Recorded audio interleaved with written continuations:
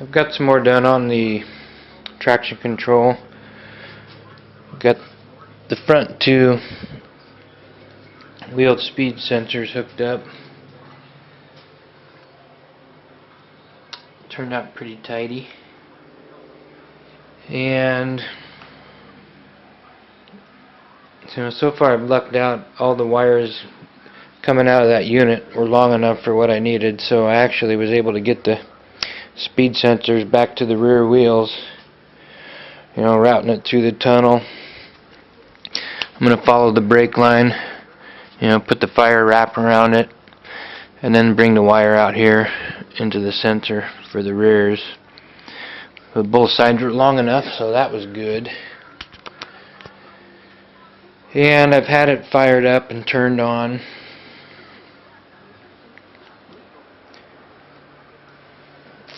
And played with the menu a little bit. Kind of holding off on this part, trying to find a final location for it. And I got to figure out the connection to it, because it uses the serial cable to hook up to the traction control, but also so I don't know if when I hook it up to the PC, if I want to unhook that serial cable, so I need a place I can access that and then plug the computer into it, or if I can actually wire it up to have two serial cable ports, hardwire this one in, and then have a second serial port through these wires, because you're not using these out of the traction control, and I think that's what that is. I think that's a serial port connection right there. And then this little flasher thing, which does not work when the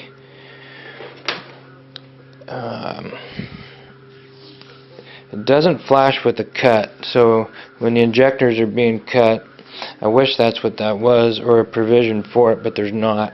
This flashes when the wheels are turning. There's two different modes, RPM and wheel speed. You can get this thing to flash, which I don't want that flashing at me all the time. I was going to cut the wires from this and hook it into one of the LEDs here, or have that be a light when I'm getting a cut, but it's not going to happen, so I'm going to have an empty light here that'll never do nothing, or find a use for it in the future. And then this light, I don't know where I'm going to put that. I'm going to kind of hide that because I don't want this one flashing at me all the time. And I want to get the body off of it so I can finish all this crap. And the last thing that I want to check with the body on is the intake, and I just got a piece today. It's quite a crazy intake piece, which wraps it up over the top of the motor. And then possibly, if I can get the right combination of angles, I want to split that off and still have a dual intake, which will run down into these vents here. Can't think of any better way. If I can't make this work, I'm gonna just loop it around, go off to the side, one side or the other, just one intake, because you gotta have a straight section for your MAF sensor. And right now I'm this actually clears the glass. That was my first concern, but I put the glass up there, we got room. Now, the second concern is having enough room for, with the LS3 MAF sensor, they want a 4-inch tube, 6 inches long, and then the MAF sensor in the middle of that 6-inch section. So if I can get at least 6 inches of straight section in between here, then I got a place to put my MAF. But the tube that splits it off, by the time you get up against the back here for the firewall, there's no room for my 6 inches here. So I think I'm going to have to cut this apart, move this way in here, and I'll be able to gain 6 inches cutting out of here, and then still have my split tube. So it's still all a dream at the moment. You know, here's a pipe that I bought that isn't going to work, so I had to guess at the angle. It's got way too much of an angle. Plus you got to get your angle here, which this angle might not be enough. So I'm going to have to send this back and then try again with a different angle.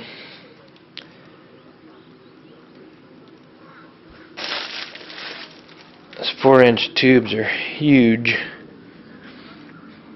and I think it looked pretty badass if I can make that work. Get right up over the top of the motor.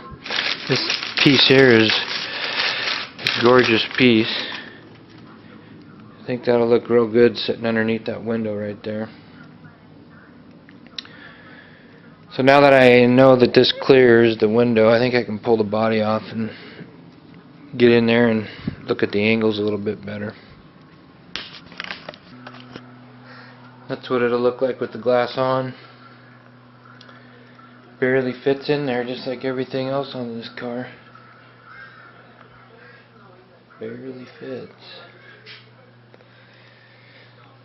So I kind of hope I can make that work. I think that'll look cool and make it different. So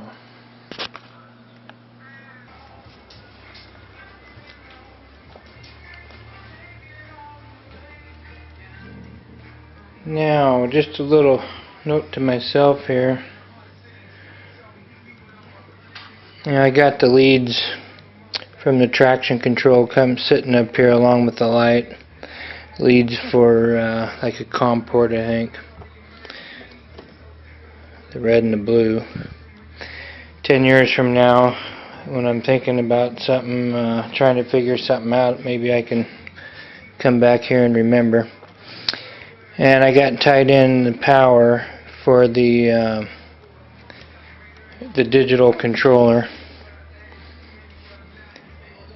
into this fuse, which is up here. And then everything up there is pretty much grounded in a location under here. Right in the bottom of this wad, I think I'm going to separate a bit. There's a fuse for the backup camera, and the connections for the video are down there. So I got the resistors in my lights for the LEDs, that's all done. And the wheel speed sensors are all routed and wired. I ended up making a separate route for wires and putting hangers there for them, and I'll cover that up with loom. And did that for both sides. Next thing I'm going to do is get the fans down here. I'm going to have a couple of fans which are going to blow air from the intake here, suck it in, blow it by the air filters, and then also blow air into the engine bay to try to create airflow along with the tunnel fan in there. Hopefully that'll be good. And what else? I got the fans, I got the door poppers I can do, switches for my pedals. Kind of weird to think about, but running out of different little things. Got a different part ordered for my intake, and that wraparound piece I think I filmed earlier. I'm going to cut 6 inches out of that, and that's going to give me 6-7 inches for a straight piece where my manifold sensor is going to go, the MAF, and then wire that out and dump it down into here. So we're going to go that route, up over the top. Looks like I'll need that rear view camera for sure, because I won't be able to see out the back of there for nothing. It's going to be 4-inch pipe in the window.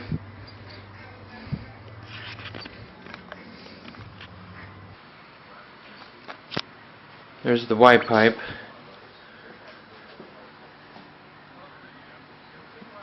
Just barely going to fit in there, but it should work pretty good. It's a 160-degree bend from here to there. And then the legs are 110 degrees from there to there.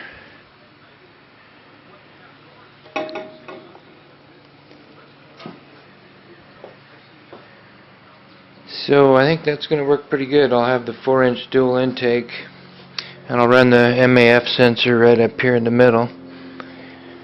Here's the piece ready to cut, a good 6 inches out of that, and then I'll weld this back on here, and that'll give me plenty of room for the run I need for the straight pipe. And then this will dump down in here with a 90 and have my air filter here. There's the fans. I got them wrapped with the fire wrap. Got one on each side, and that's going to work pretty good, because I could even seal this off up here, I think, and force it to draw cool air by and through that fan and then into the engine bay. And then hopefully with the tunnel fan, I'll have a positive airflow past the motor and exit out the back.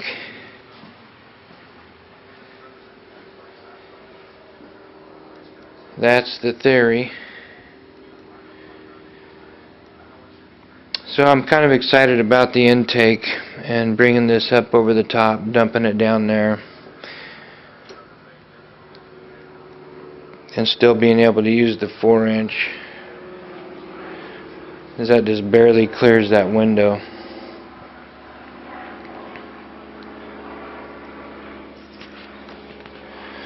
So I'm going to get busy and cut that apart and get that mocked up, get the hangers where they need to be,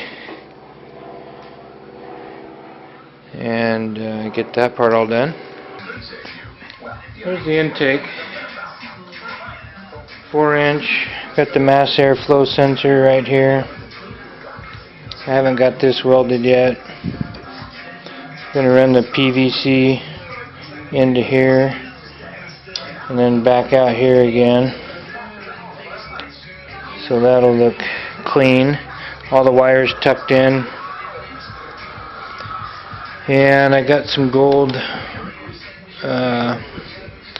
heat protector on each side, along with wrapping the wires.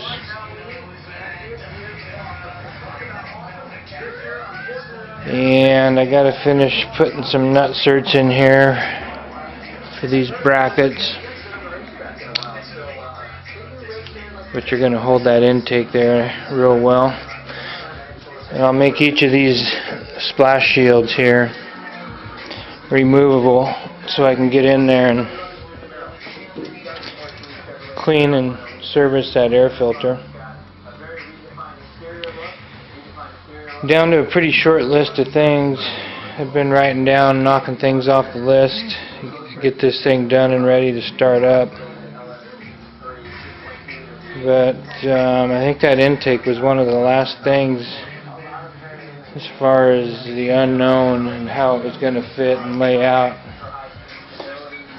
Fabricating, and so now I'm just going to tie everything up and be done with it, I think.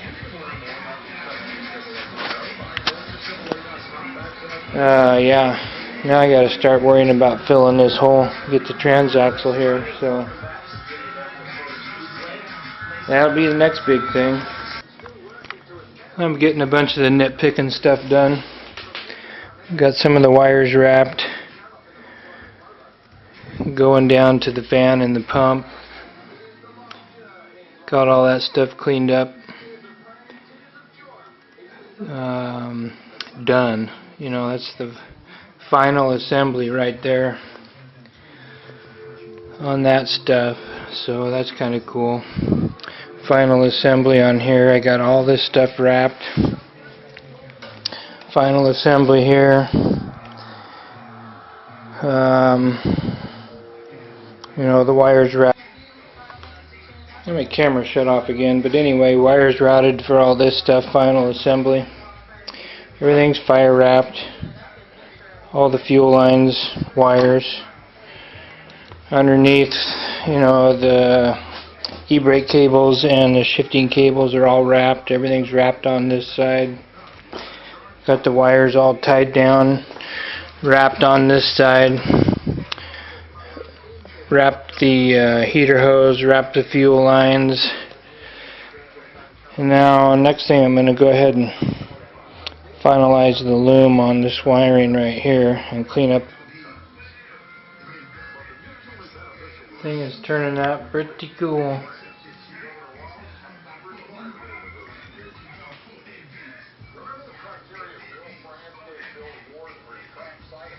I got the harness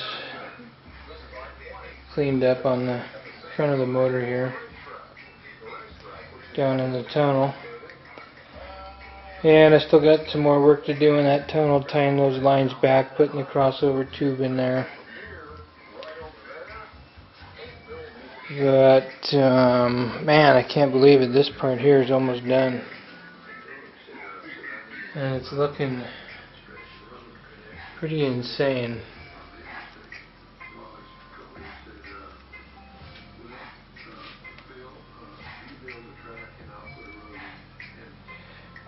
Pretty cool. It's turning out pretty nice. Everything's coming together pretty well. Hopefully I don't have to go back and add any circuits, you know, to the harness. That's what I was holding off, trying to finalize that, making sure I had every little thing done. I don't want it to look like, you know, there's added on circuits. I want it to look all complete, clean. Man, I can't believe it. Looking good, looking good.